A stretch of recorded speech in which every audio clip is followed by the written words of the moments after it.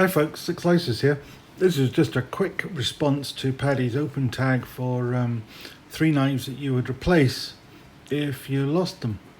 Now there are a number of knives I would try to replace if I lost them, but they wouldn't necessarily be the highest priorities in my life. I mean, things like sort of my Benchmade knives, which just decides it doesn't want to open now. A 940, my bug out, my bailout. I really like those knives. My Medford knives, my Rockstead knives. These are things I would love to. I'd be loath to be without. This is my Jacklaw camp knife, which took me forever to get, and as a result, I'd start immediately trying to get another one, but it's not something I could replace overnight. But then it occurred to me, plus, of course, if I lost any of my TEWs, my Tailor's Eyewitnesses, I'd probably replace them as and when they became available, which isn't always easy. But then I thought, actually, what are the ones that I would need to find a replacement for, either identical or something to replace them because I use them every day. And these might surprise people as to what they are. The first one is this. Now, this is a Tops tack raise. Now, I got this one because it was Al at UK Legal Carry Knives. He had it and he hated it, thought it was horrible. And he sent it round for review when we used to do the pass round thing. And he sent this to me. And I actually rather took to it. So he just said to me, keep it. Now, I did send him something in return eventually, but in the immediate sort of time, it was just a case of there you are. So I thanked him very much for it. Now, this knife would have to be replaced. And the reason it has to be replaced is because I'm in my kitchen at the minute, and it lives on the side in the kitchen here. And whenever a package comes in through the door, this is the first knife that either Heather or I reach for to open a parcel. It looks a bit odd. It looks as though it's a bit kind of not necessarily useful, but honestly, as a package opener, it's just the best. And it's also, and I think the reason that my wife likes it is because it's a friction folder and it's just so light and easy to use. Now, truth is, if I lost this, it wouldn't be a disaster because I actually have another one. I've got one in my Carter that I showed on the channel just recently, which actually I probably prefer, but this one's been in the kitchen for a couple of years, so it stays, and it's one that would just have to be replaced, ideally with the same knife again. But or the Micarta one. Now, the other thing then, I thought, what else really would I have to replace? And I thought about this. This is my little man bag. It's a Maxpedition, I think it's called an admin something pouch. It's a really good bag. Because I'm disabled, I find pockets difficult to use. Often I'm in a chair, so reaching for things out of pockets is always difficult. But also, I'm only the one hand that works, so all the pockets that you can't get into with your right hand, with your left hand, are useless to me. So, people talk about fifth pocket knives. Well, I have fifth pockets on my jeans, but I can't reach them. The ordinary pocket on the right hand side, I can't reach. So I need a bag. So I carry this, and it's got various things. It's got various things that I need for my disability. I keep my phone in a pouch there. I usually keep my wallet and my business cards and stuff like that in this pouch here. And with having these hard dividers, it stops you sticking your keys in the front of your phone and smashing your phone screen. But in the front here, it's kind of the business end. I have a number of things that I keep. How well this will show on here, I don't know. I have a radar key, which is the key to get into disabled toilets anywhere in the UK, and a spare key for my scooter because I turned up at my grandfather's funeral with my scooter, and then realised I'd left the key back at the hotel. So I couldn't use my scooter. I had to get a lift. They had a golf buggy thing that helped me get to the gravesite. I also got my key ring in here, and I keep a number of things in my key ring. Not very many keys. I've got a car key, big hook to hold it onto my belt. There's a little Mech Army copper rechargeable torch, a little telescopic pen, a little whistle, a Swiss Army jet setter. It doesn't have a knife blade on it, so you can take that into places. There are places that I go where they have a metal detector security, and they won't let you in with a knife. And then I have this little capsule here, which has a rolled up £50 note in it.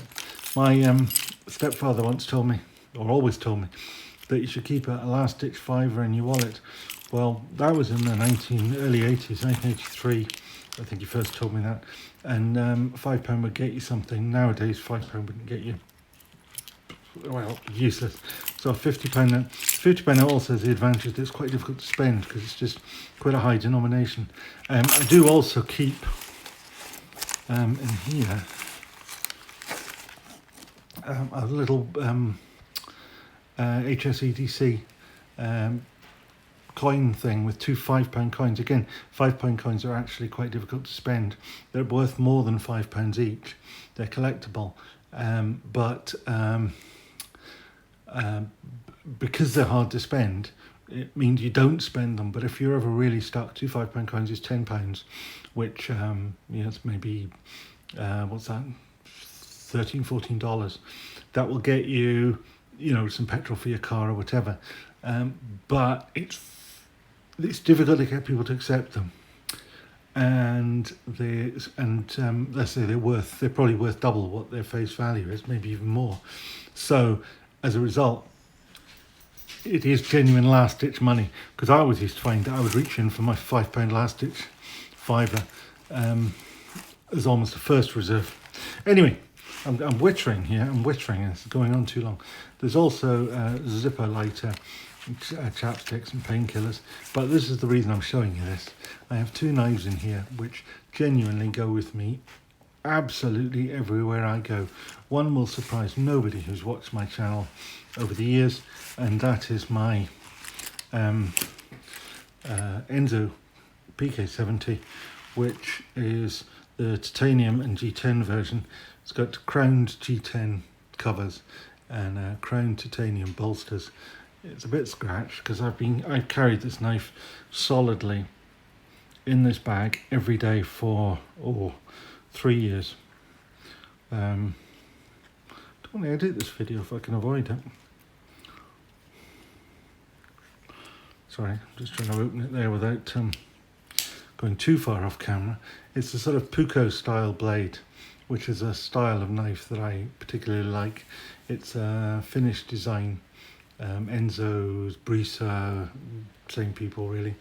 But it's made in Taiwan, and the fit and finish on these things is absolutely phenomenal. I mean, just look at the back of that knife. I don't know that they're hafted. I think they're just beautifully machined and put together.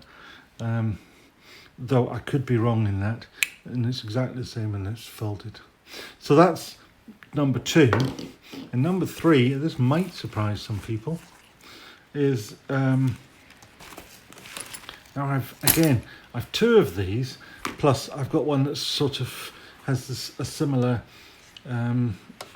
blade set, and this is the Swiss Army Pioneer X. So being a Pioneer, it has the standard sort of, oops, I can get this under the opening layer with the screwdriver, the bottle opener and the wire stripper. It has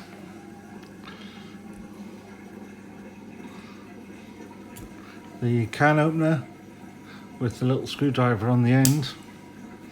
Then at the back you have, and I never really use these blades.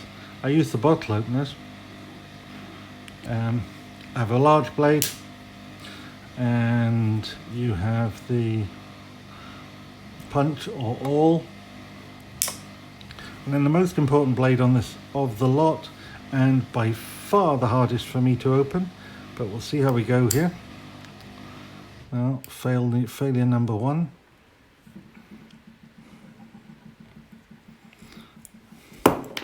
Is the scissors, and I use these scissors a lot. It's also the reason I've got the jet setter, because it's got scissors. That's the thing that really matters. But these are I have 2 of these knives, plus I have a climber, and the climber has pretty much the same blade set, except it also has there's a corkscrew on the back, and the universal hook. The awl is on the back, and it's got another small blade on the front. But it's sort of it covers the main bases. It also has obviously the toothpick and the tweezers. But I've one of these on my desk, I've one of these in my bag, I've got the climber in my briefcase. So these are the 3 knives that if I actually lost one of these 3, I would go out of my way to replace it immediately. I do have 1 spare left of these. I've sold 2 of them.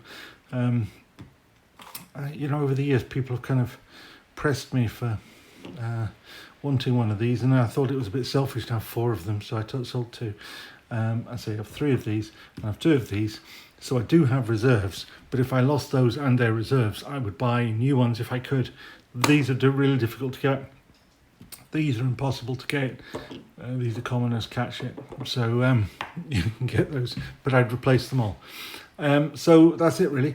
Thank you very much. If you like this stuff, please remember to put a thumbs up, and if you want to see some more stuff, there are some videos coming up, particularly this the Jack Law, which